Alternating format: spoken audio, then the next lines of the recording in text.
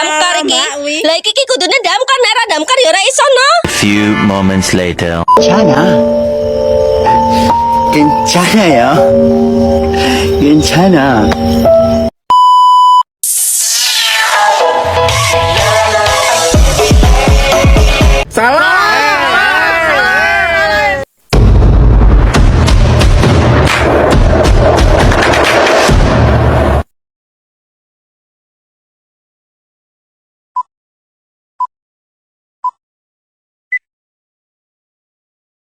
Halo, Assalamualaikum warahmatullahi wabarakatuh.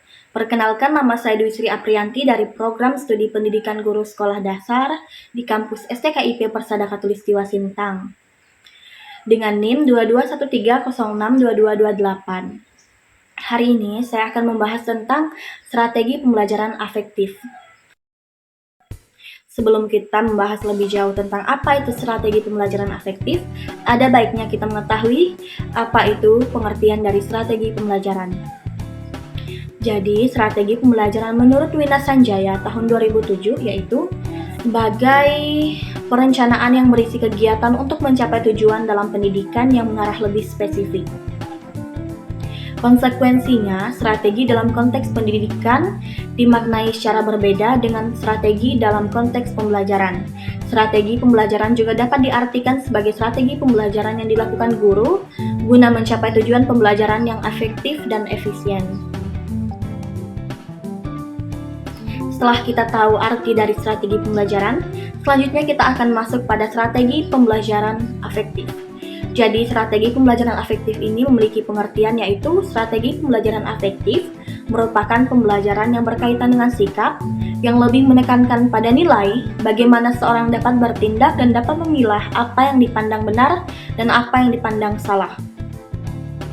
Strategi pembelajaran afektif ini sendiri juga memiliki tujuan. Tujuan dari strategi pembelajaran ranah afektif ini dikembangkan dari segi psikologi behavioral, yaitu berupa adanya stimulus respon yang dapat membentuk sikap yang baru. Secara otomatis akan berorientasi pada penanaman nilai-nilai karakter pada setiap individu yang mempengaruhi perasaan atau emosi positif, yang dapat diartikan sebagai sebuah proses menjadi bukan hasil yang jadi. Dalam penilaiannya, ranah afektif merupakan sisi kejiwaan atau psikis peserta didik yang relatif sulit untuk diukur karena dalam suatu tindakan atau perilaku seseorang ditentukan oleh individu masing-masing yang berjalan secara dinamis atau berubah-ubah sesuai dengan emosi yang ditimbulkan. Selanjutnya, kelebihan dan kelemahan dalam pembelajaran afektif. Jadi, dalam strategi pembelajaran ranah afektif ini memiliki kelebihan dan kelemahan. Pertama-tama, kita akan membahas tentang kelebihan dalam strategi pembelajaran afektif terlebih dahulu. Kelebihan pembelajaran afektif menekankan pengembangan pemikiran yang melibatkan mental dan emosi positif, yaitu mampu mengkolaborasikan dan menyeimbangkan antara ranah kognitif, afektif, dan psikomotorik.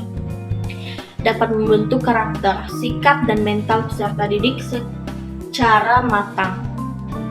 Peserta didik dapat membedakan mana yang baik dan yang buruk, halal dan haram, berguna atau tidak berguna.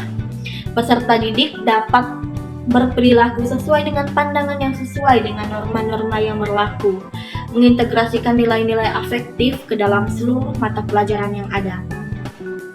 Tidak hanya kelebihan, tetapi strategi pembelajaran ranah afektif ini juga memiliki kelemahan, yaitu pembelajaran afektif disebabkan proses pembelajaran dan pembentukan akhlak yang memiliki kesulitan sebagai berikut. Selama ini, proses pendidikan yang terjadi sesuai dengan kurikulum yang berlaku dalam pembentukan intelektual sulit mengontrol karena banyaknya faktor yang mempengaruhi perkembangan sikap seseorang. Keberhasilan pembentukan sikap tidak bisa langsung dievaluasi. Dibutuhkan waktu yang panjang untuk melatih sikap peserta didik.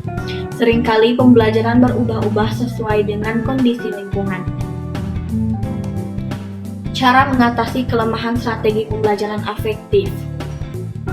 Jadi ada beberapa cara yang dapat kita lakukan untuk mengatasi kelemahan dari strategi pembelajaran afektif, yaitu dengan mengidentifikasi faktor-faktor yang menyebabkan kelemahan tersebut.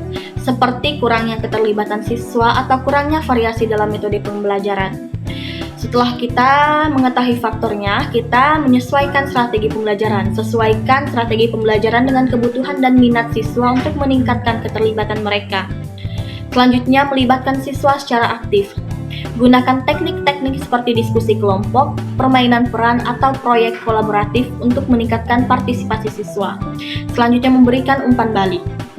Berikan umpan balik yang konstruktif dan berkelanjutan kepada siswa untuk membantu mereka memahami dan mengembangkan keterampilan afektif. Selanjutnya, ciptakan lingkungan yang mendukung. Pastikan bahwa lingkungan belajar mendukung ekspresi, emosi, dan pembelajaran afektif yang sehat. Yang terakhir yaitu membuat variasi dalam pembelajaran. Gunakan beragam metode pembelajaran seperti cerita, multimedia, atau simulasi untuk menarik minat siswa dan meningkatkan pengalaman pembelajaran siswa. Dengan melakukan pendekatan ini, kita dapat membantu mengatasi kelemahan dalam strategi pembelajaran efektif dan meningkatkan efektivitas pembelajaran secara keseluruhan. Selanjutnya yaitu langkah-langkah dari strategi pembelajaran afektif.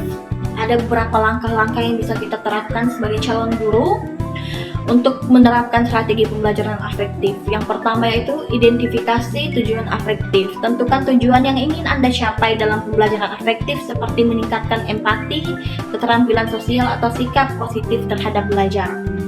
Selanjutnya, pilih konten yang relevan.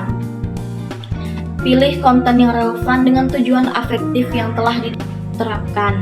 Misalnya, pilih materi yang menimbulkan empati atau kontroversi untuk meningkatkan keterlibatan emosional siswa. Selanjutnya, gunakan metode pembelajaran yang interaktif. Gunakan metode pembelajaran yang memungkinkan siswa untuk terlibat secara aktif, seperti diskusi kelompok, permainan peran, atau simulasi.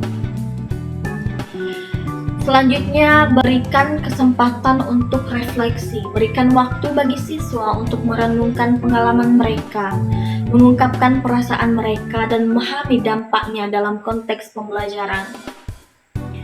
Buatlah lingkungan yang aman dan dukungan. Pastikan bahwa lingkungan kelas mendukung ekspresi emosi yang sehat dan memberikan dukungan bagi siswa untuk merasa aman dalam berekspresi. Selanjutnya, berikan umpan balik yang konstruktif. Berikan umpan balik yang positif dan konstruktif kepada siswa tentang ekspresi emosi dan keterlibatan mereka dalam pembelajaran afektif. Selanjutnya, model perilaku yang diinginkan. Jadilah seorang guru yang dapat menjadi contoh yang baik bagi siswa dengan menunjukkan sikap dan perilaku yang diinginkan.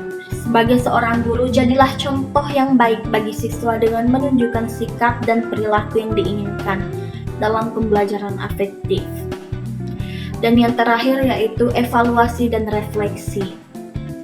Evaluasi secara teratur kemajuan siswa dalam mencapai tujuan afektif dan refleksikan kembali strategi mana yang efektif dan yang mana yang perlu disesuaikan.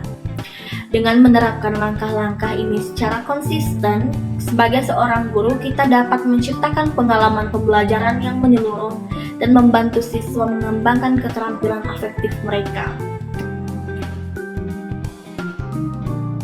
Itu saja presentasi saya pada hari ini. Semoga dapat membantu teman-teman semuanya. Jika ada kekurangan atau kesalahan kata, saya mohon maaf. Untuk menutup, izinkan saya memberikan satu buah pantun untuk teman-teman semuanya. Buah durian dimakan Bu Asih. Cukup sekian dan terima kasih. Akhir kata, wabillahi taufiq wal hidayah. Wassalamualaikum warahmatullahi wabarakatuh.